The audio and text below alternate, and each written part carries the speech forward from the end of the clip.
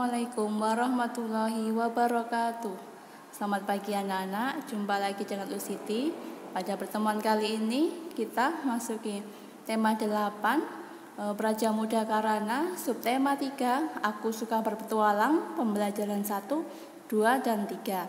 Sebelum kita memulai, mari kita membukanya dengan membaca basmalah bersama-sama. Bismillahirrohmanirrohim. Silahkan dipersiapkan buku pulpen, alat tulis, serta buku tulisnya. Yang akan kita pelajari yang pertama adalah muatan bahasa Indonesia. Menjelaskan rambu lalu lintas berupa rambu perintah. Nah, apakah kamu suka berpetualang? Nah, ketika berpetualang, kita melakukan perjalanan ke suatu tempat. Saat kamu melewati jalan raya atau persimpangan, pasti kamu melihat rambu-rambu lalu lintas. Rambu lalu lintas di jalan ada yang berupa rambu perintah. Rambu perintah berbentuk lingkaran berwarna dasar biru dengan gambar atau tulisan berwarna putih dan merah. Semua rambu lalu lintas di jalan raya berguna bagi semua pengguna jalan agar terhindar dari kecelakaan. Berikut contoh rambu perintah. Nah, di sini ada rambu wajib belok kanan. Jika ada seperti ini adalah kecepatan maksimum 60 km. Lalu jika ada seperti ini wajib masuk lajur kiri. Informasi tentang contoh rambu perintah dapat kita peroleh dari teks. Setelah membaca teks, kamu dapat menjelaskan makna dari beberapa rambu perintah yang ada di jalan raya dengan menjawab pertanyaan yang diberikan. Selanjutnya, cara mengumpulkan data. Apa itu data? Data adalah catatan informasi mengenai suatu hal. Misalnya, data jenis pekerjaan orang tua siswa kelas 3. Pengumpulan data dapat dilakukan secara langsung maupun tidak langsung. Nah, berikut beberapa cara pengumpulan data. Yang pertama, wawancara. Wawancara adalah kegiatan tanya jawab antara pewawancara dan narasumber. Wawancara merupakan contoh pengumpulan data secara langsung. Yang kedua, dengan pengamatan langsung. Yang ketiga, menyebar kuesioner. Apa itu kuesioner? Kuesioner adalah daftar pertanyaan tentang suatu hal yang harus diisi oleh atau dijawab oleh responden. Nah, apa itu responden? Responden adalah orang yang menjawab kuesioner. Setelah data terkumpul, kita dapat menyajikannya dalam bentuk tabel atau diagram agar mudah dibaca dan dipahami oleh pembaca.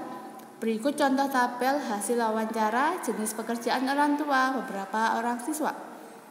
Ada jenis pekerjaan, di sini ada pegawai negeri, pegawai swasta, petani, dan wirausaha. Nah, banyaknya di sini.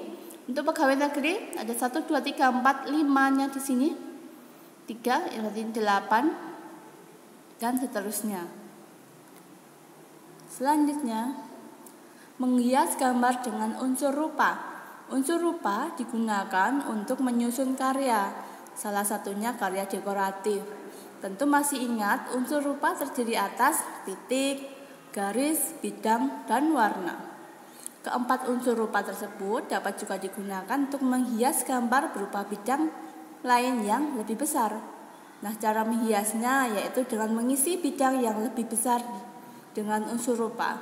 Pengisian bidang sebaliknya memperhatikan ukuran dan komposisi semua unsur rupa supaya terlihat lebih indah.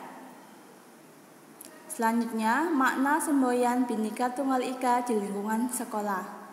Bangsa Indonesia memiliki beberapa macam suku dan budaya.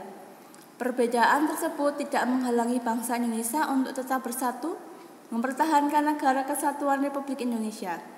Bangsa Indonesia bersyukur atas keberagaman yang merupakan kekayaan bangsa Indonesia. Semboyan Bhinneka Tunggal Ika diwujudkan dalam kehidupan sehari-hari. Di sekolah, kita juga menerapkan semboyan Bhinneka Tunggal Ika. Yang pertama, bermain dengan semua teman meskipun berbeda suku, bangsa, dan agama. Yang kedua, membantu teman yang kesulitan tanpa memandang perbedaan suku, bangsa, dan agama. Selanjutnya, menjelaskan lampu lalu lintas berupa rambu larangan.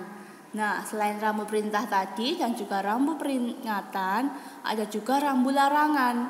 Nah, rambu larangan dipasang sebagai tanda hal-hal yang tidak boleh dilakukan oleh pengguna jalan.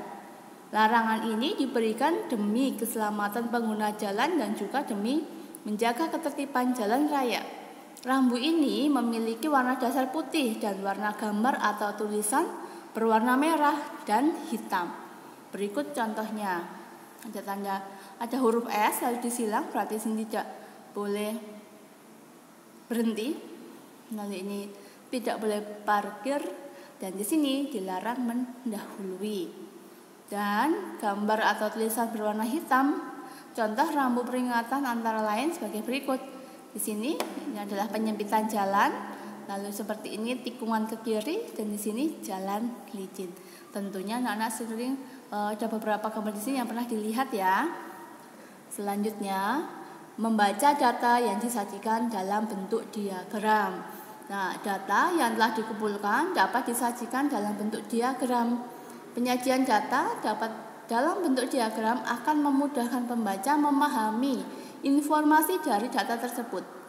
Nah, pertanyaan contoh diagram banyak anggota pramuka laki-laki dan perempuan kelas 3 yang mengikuti kemah sebagai berikut. Di sini datanya